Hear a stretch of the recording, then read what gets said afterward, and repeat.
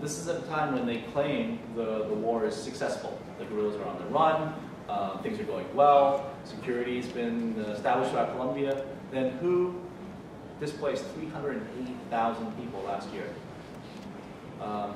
This is a displacement camp I ran into in 2005 or so, and this is again in Putumayo, and this camp was established about 1 week before I got there. About 4,000 people were living in these conditions. It was basically a malarial swamp, and they had to go into the jungle to find branches to build these makeshift tents. And so you can see some of the living conditions. They didn't want their faces shown or photographed, only the children, because they were afraid of the people who pushed them off their land might recognize them and come back and finish the job. It's been several years, these people have moved on since then, so they're no longer a direct threat from those actors. Some of the kids. I mean, one really touching thing is that they continue to fly the Colombian flag, even though the government's been so irrelevant to them, not provided them with any assistance.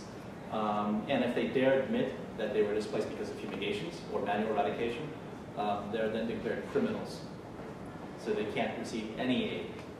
So these people will very often lie and say, oh no, I was displaced because the guerrillas drove me off the land, or the paramilitary drove me off the land through massacres and violence, not because I was growing illicit crops.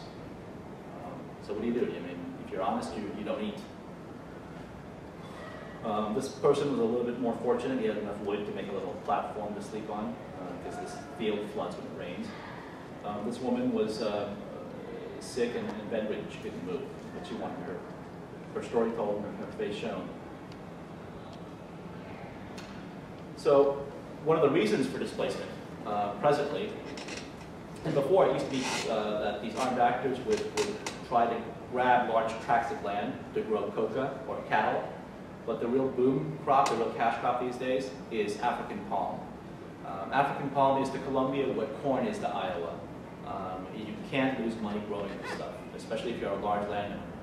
They built in such nice crop subsidies for themselves through the central government that particularly during the high oil prices a couple of years ago, African palm became a very attractive crop for biofuels. So they will use this to put in gas tanks as well as to create aviation lubricants, very fine grade of lubricant. And so these little seedlings will turn into giant palms in a couple of years. You know, Gilligan's Island type height, you know, we're talking big palm trees, as far as the eye can see. I mean, these are some of the most incredible tracts of land I've seen. Slightly more mature palms. And this particular farm here was land that was stolen within the past 5 years by paramilitaries, right-wing death squads, basically, who are deeply involved in drug trafficking, and deeply involved with the Colombian government, and particularly President Uribe, the current president. There's a huge scandal in that country right now about the paramilitary influence in politics, the corruption that's caused in that country. About 30 members of Congress, more than 30 members of Congress are presently detained behind bars, either sentenced to prison or being held for investigation. Another 70 are being investigated for these ties. Almost the vast majority of them are supporters of President Uribe, the right-wing president. And so that's how far the penetration has gone with drug traffickers into political society, into finance, into land holdings. This is a great way to money launder if you have drug profits. You either buy the land or you steal the land through massacres, or you make people an offer they can't refuse. And the way it works is that paramilitaries, or a couple of them will dress nicely, they'll come to the peasant farmer and say, we'd like to buy your farm. We have 2 deeds of sale here. One version has your name on it, and the other version has your widow's name on it. Which one do you want to sign? And they're able to legally buy these tracts of land at very cheap prices, if they don't just simply massacre these people, which they used to do. So they become displaced because of either cattle ranching or coca or African palm. And they end up very often in places like this. This is in the south of Bogota. It's a slum called Soacha. And I've watched this thing explode in the past 10 years. And it's a very rough existence.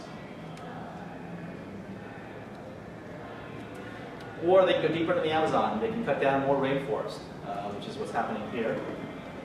You can see the fire going off in the distance, slash and burn, basically. A lot of this is deforestation is happening because of coca, but also because of cattle. And again, African palm. And they will replant more coca bush. This is the evil bush, the other evil bush. Sorry. Actually, coca is not evil at all. It's, in its natural state, it's actually a very good plant used traditionally by indigenous peoples in the Andes, particularly in Bolivia and Peru. That's only when there's refining the cocaine that becomes more problematic. And again, they don't have to plant, they don't have to clear off the whole tract of land. This is slash and burn agriculture that it's not mechanized. And this is actually a coca field. There are little coca bushes here that are growing, as you can see, and they don't need to clear it out. And they, very often these migrant farmers or children will come and pick the coca beans. This kid is doing it because he wanted to have enough money to go to school. School is not free. You buy books, you buy a uniform and stuff.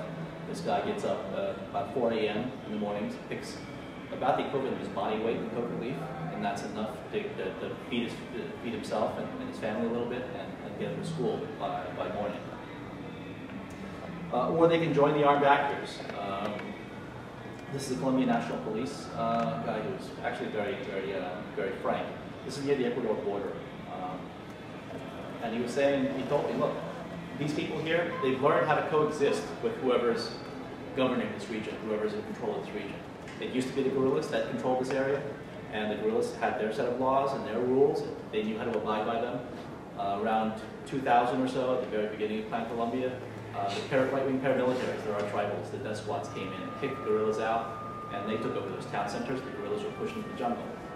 And then 2002, 2003, President Uribe gets elected. He has this tough policy of bringing the military into this region, called Democratic Security, Plan Patriota, and the military and the national police come into this region and they try to establish some order. But there aren't nearly enough troops to do this. They can't hold the towns they clear out. And so what happens is that you have this steamroller, basically, that comes forwards and backwards over the civilian population.